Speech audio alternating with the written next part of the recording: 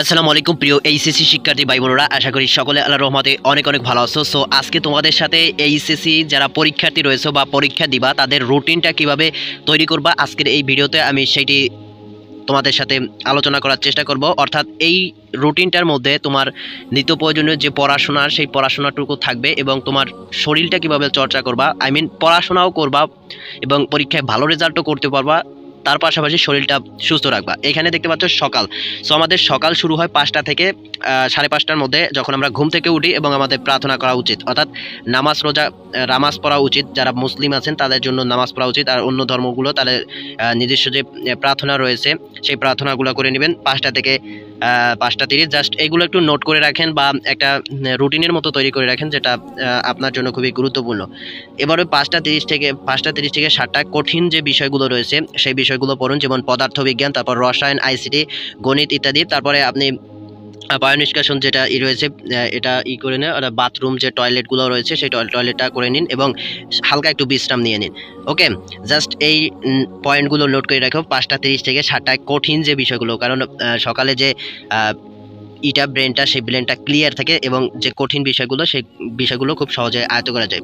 সকালের দ্বিতীয় ভাগে যেটা করবে 7টা 30 থেকে 9টার মধ্যে ইংরেজি গ্রামার রচনা, তারপর হচ্ছে বাংলা সাহিত্য বিষয়ে যেগুলো রয়েছে সেগুলো চর্চা করবা। তারপর 9টা থেকে 9টা 30 একটু বিরতি দেবা। এই সময় হাঁটাহাঁটি বা কিছু হালকা কিছু খাবার, এর মধ্যে রয়েছে চা, কফি ইত্যাদি যে খাবারগুলো রয়েছে এগুলো খেতে পারো। তারপরে রয়েছে 9টা 30 থেকে 11টা, এটা হচ্ছে বিষয়ভিত্তিক অধ্যায় পড়ুন, যেমন ইতিহাস, ভূগোল, তারপর রয়েছে অর্থনীতি, তারপর যারা বিজ্ঞান বিভাগে রয়েছে তাদের জন্য রয়েছে জীববিজ্ঞান। এই যে এই বিষয়গুলো পড়ো। জাস্ট এই নোটগুলো একটু করে রাখো 9টা 30 থেকে 11টার মধ্যে কি কাজ করবা। তারপর 11টা থেকে 11টা 30-এর মধ্যে হালকা নাস্তা ও বিশ্রাম করে নিন, হালকা নাস্তা এবং বিশ্রাম করে নিন। তারপর হচ্ছে 11টা 30 থেকে 1টার মধ্যে যে সমাধানগুলো আছে সেই সৃজনশীল প্রশ্নের যে সমাধানগুলো আছে সেই সমাধানগুলো অনুশীলন করো।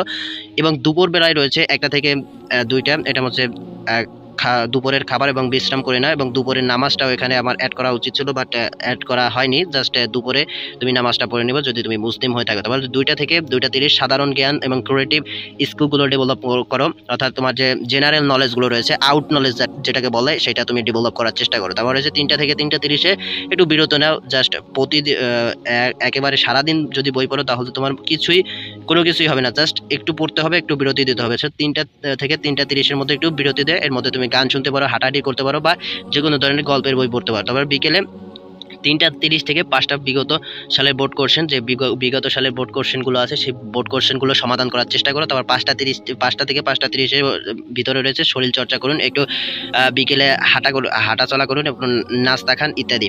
তারপর সন্ধ্যাবেলা 5টা 30 থেকে 7টার মধ্যে তুমি যে দুর্বল বিষয়গুলো রয়েছে বা ব্যাকলগ যেটাকে বলে সেটা তুমি চেষ্টা করো। তারপর রয়েছে 7টা থেকে 7টা 30-এর মধ্যে মাগরিবের নামাজটা পড়ো। তারপর রয়েছে 7টা 30 থেকে 9টার মধ্যে লিখিত বিষয়গুলো, অর্থাৎ তুমি যে নোট করেছো সেই নোটগুলো রিভিশন করো।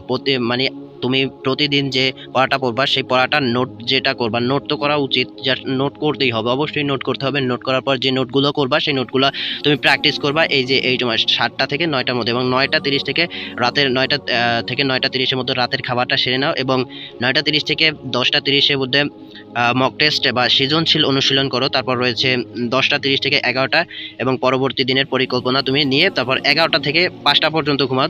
এর মধ্যে কিছু বিশেষ পরামর্শ রয়েছে আমি যেটা এখানে উল্লেখ করেছি, সেটা হচ্ছে প্রতিদিন 7 থেকে 8 ঘন্টা অবশ্যই তোমাকে ঘুমাতে হবে। তারপর হচ্ছে পড়ার ফাঁকে 25 থেকে 30 মিনিট পর্যন্ত বিরতি দিতে হবে। মনে করো তুমি 1 ঘন্টা পড়বা, 25 মিনিট বিরতি দিবা।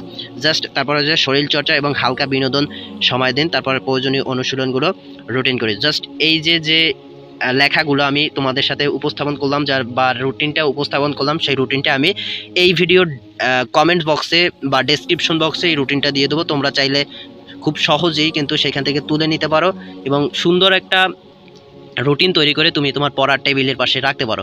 সো এই ভিডিওটা এই পর্যন্ত যদি ভালো লাগে তাহলে এই যে চ্যানেলটা সাবস্ক্রাইব করো। সকল প্রকারের পড়াশোনার টিপস অ্যান্ড ট্রিক্স এখানে আপলোড করা হবে। থ্যাংকস আ লট। আসসালামু আলাইকুম।